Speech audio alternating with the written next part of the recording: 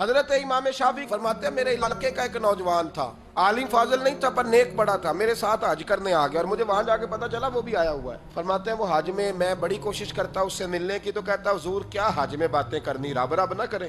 فرماتے ہیں موقع ہی نہ دیتا، جوان تھا بڑا پرہیزگار۔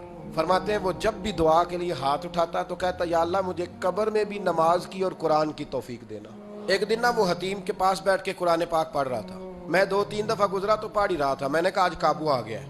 میں اس کے پیچھے بیٹھ گیا اور میرے دل میں خیال تھا کہ جتنا بھی آج پڑھے گا نا میں نے اسے 2-4 باتیں کر کے ہی جانا ہے۔ اس نے قرآن مجید سمیٹا اور میری طرف دیکھ کے کہنے لگا حضور میں بھی آپ کا انتظار کر رہا تھا۔ کہتا میں خوش ہو گیا، لیکن اس نے کمال کر دی، جیب سے چند دینار نکالے اور کہنے لگا حضور آج ظہر کی نماز کے بعد نا میرا انتقال ہو جائے گا، تو یہ نا پیسے رکھ لیں، کفن خرید کے نا تو میرا جنازہ پڑھ کے تو یہاں جنت المعلا میں دفن کر دینا۔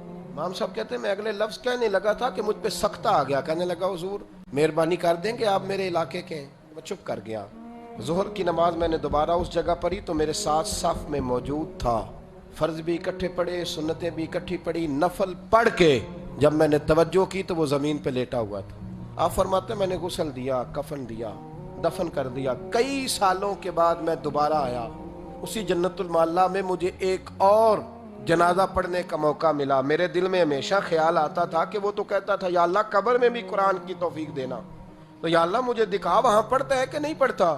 تو امام صاحب فرماتے ہیں وہ میرے دل میں بات تھی، اللہ نے موقع دیا، میں دوبارہ جنازے میں گیا تو جو قبر کھودی گئی وہ اس کی قبر کے بالکل ساتھ تھی۔ اچانک میری نظر پڑی تو قبر کی دیوار گر گئی، لوگ پریشان ہو گئے، کہنے لگے آپ عالم اب آپ بتائیں کیا کرنا ہے؟ تو کہتا ہے میں نے جھانک کے ذرا آگے دیکھا تو اندر بیٹھ کے قرآن پاک پڑھ رہا تھا، تو میری طرف دیکھ کے کہنے لگا السلام علیکم امام صاحب، یہ دیوار شیوار کوئی نہیں گری، یہ اللہ نے آپ کی دعا قبول کر لی ہے۔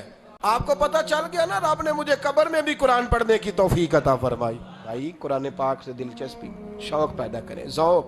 یار کچھ نہ ہو سکے تو اسے دن میں ایک دفعہ چوم کے سینے سے تو لگایا کرو، کبھی اس سے پیار تو کر کے دیکھو۔ یہ اللہ کی کتاب ہے اور اس کا ایک ایک حرف وہ ہے جس کی تشریح مدینے کے چاند نے بیان فرمائی۔